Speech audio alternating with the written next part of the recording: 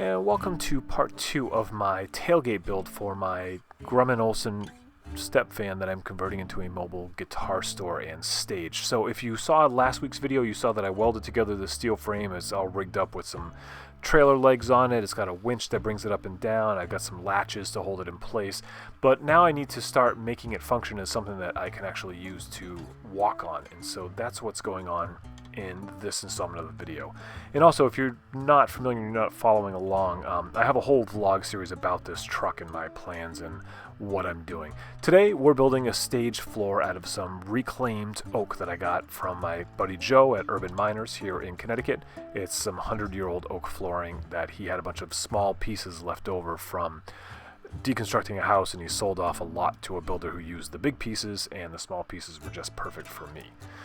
The first thing I wanted to do was put an underlayment down to secure this wood floor to, so I just got some of this 1/4-inch exterior grade plywood, and I started by gluing it and popping a couple rivets down to secure it to the metal, and then I also put like a wooden sort of frame in between the metal frame to give me something to screw into, and I did make a mistake and cut the piece too short and had to put a patch there. I don't really want to talk about that. You'll see the wood supports I put in a second after I use this pattern bit to just match the plywood to the steel frame. There it is.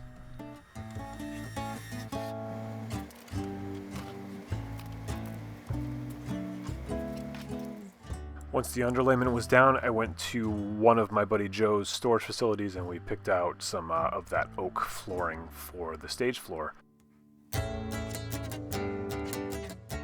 At first I thought about trying to do a fun pattern with it, like maybe a chevron thing or something, but just the way the lengths were and the pieces were, it didn't seem like it was going to work too good, so I did a traditional shape, which is a little boring, but it works fine. I had my best helper, Vance Maker, with me to put the floor down. He was very excited about learning how to use the nail gun and be a big part of this. He did a good job. Check and make sure it's all going to fit before we glue it. Try and do it as one motion. Let me show you. Yeah, you pull the trigger. Yeah, just go. Yeah. There you go. Be careful because it keeps dripping. It's always dripping. Whoa. That edge there. It's dripping right now. Alright, and push it. Yep, push it to make it stop. Wipe the excess off. Excellent. Now we flip them over. Do you have a paper towel for that? That's okay.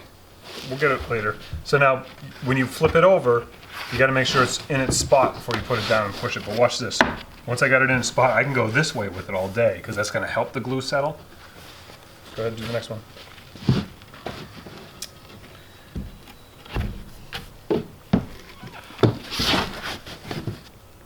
And it's going to get banged in flush against the other this way. It's still not overhanging here. Okay. Alright, now it is. Okay, we'll start with this board here that I'm on. Gotta try to watch the recoil. Yep. There you go. What's interesting about this floor is that it is also a wall when the truck is closed, so I wanted to do something a little bit special with it and make it kind of interesting, which is why at first I thought about doing a chevron pattern, but unfortunately that didn't work out. So we got the floor in together and it looked pretty good. The wood was reclaimed. There's a couple spots that were a little and there's a couple nails that I had to finish off for Vance, but came out pretty good.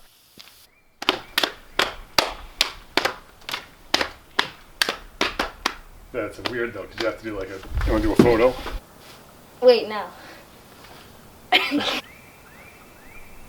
And then casual. Yeah. And then drunk. Drunk? Alright. Let's do proper, like 100 years ago.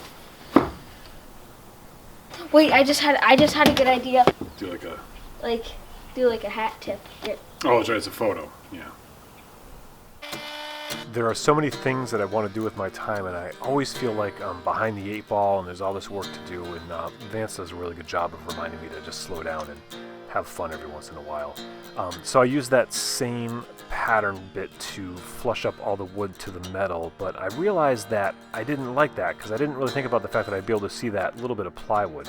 So I have this offset pattern bit I use it for putting edge banding on guitars and whatnot. I put it to the widest setting, which is about 1/4 inch, and I went around and dug in 1/4 inch at the top of the wood, and then with the pattern bit with the bearing on the bottom, I was able to follow that line that I just created and then clean up the rest of the wood. So what I did in essence is I took the entire floor in 1/4 inch so I could then edge it with some wood edge banding, some strips of I don't even know what kind of wood it is, probably pine.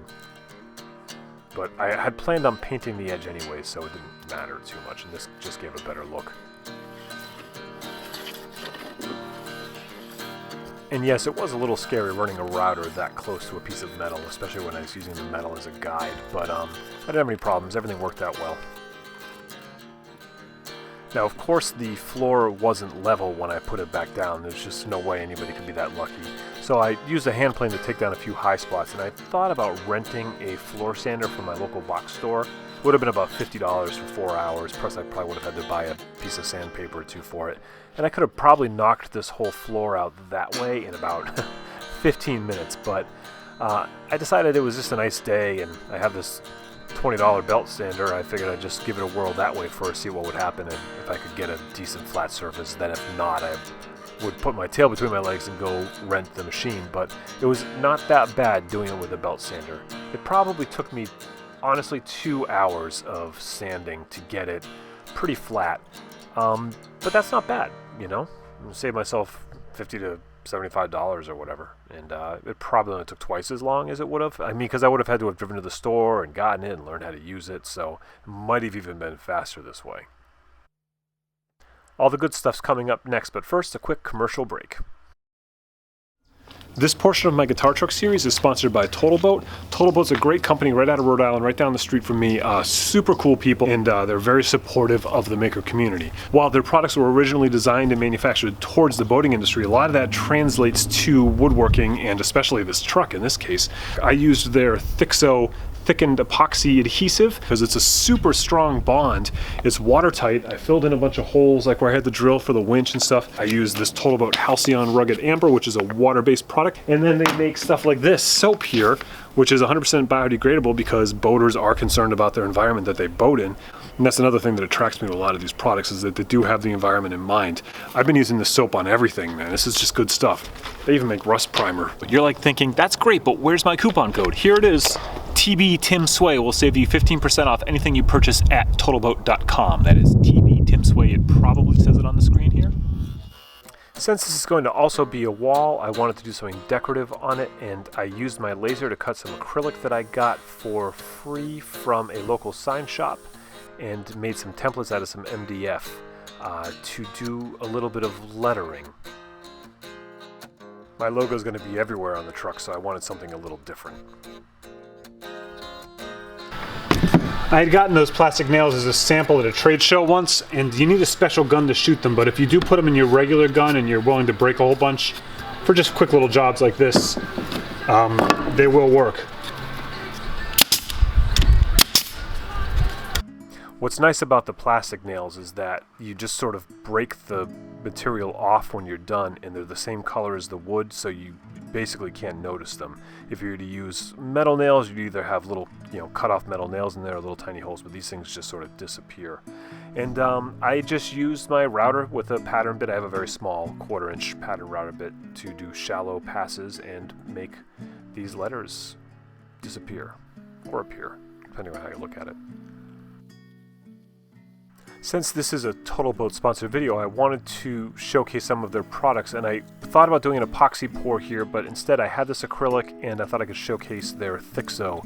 So the acrylic is semi-transparent, and I needed to get a nice even amount of glue underneath them, because otherwise if I just put little spots you would see them. And so this Thixo worked really well for that, and I thought it would be something that would be good to show other people that Total Boat has a lot more than just epoxy. And then here's that edge. I wanted to paint it, and here's a little trick I learned from a painter, was to go, instead of trying to make the edge perfect, to go over it a little bit, and you can get these really nice sort of modern looking lines way easier than trying to get that edge perfect. And then I used the Total Boat Halcyon water-based varnish to coat the whole deck. You'll notice that I left the plastic protection layer on the letters while I did this, so I could just peel off the finish and I wouldn't have to worry about applying it around them.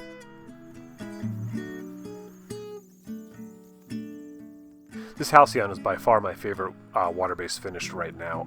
I like how it goes on with a brush or spray, and I like the packaging, and it's just great stuff. Everything about it, it's just great stuff. It comes in clear as well as this amber tinted version, and I want to see if I can get my own signature color. So, hey Total Boat, let's talk. I gotta be Jackman to it. And that's it. I didn't even bother buffing out or sanding the coat. It was good enough. I figure once we start walking on it and using it, it'll just sort of wear in a little bit. And it's not perfect. You can see a little bit of that spotting I was talking about with the glue. Those are some spots that I probably missed the glue. But overall, unless you're really looking at it, it's pretty spot on, and came out pretty good. So Vance and I put some weather stripping on, and now the door is ready to close. There's a floor in there, and we are much closer to done than we were a few weeks ago. But there's still a long way to go.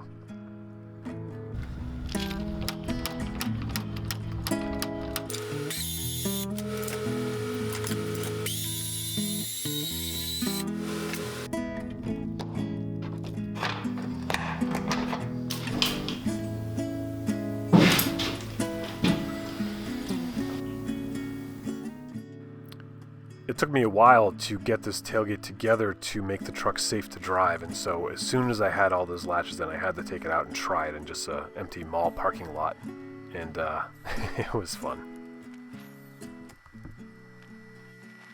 As you can see, the stage is still far from complete. Besides making it look good and adding the exterior accoutrements to it, I want to put some lights in those corners. I'm not quite sure how I'm going to do that, if they're going to be a permanent fixture, if it's going to be something I can snap in when it's in stage position. I want to put a railing on it so it's a little bit more safe and secure when I have just sort of pedestrians and foot traffic coming across. And all sorts of little things, you know, so there's a lot more to see. Make sure you subscribe and follow along in the vlog and build videos that go along with this truck. Thanks a lot. Thank you, Total Boat, and be good.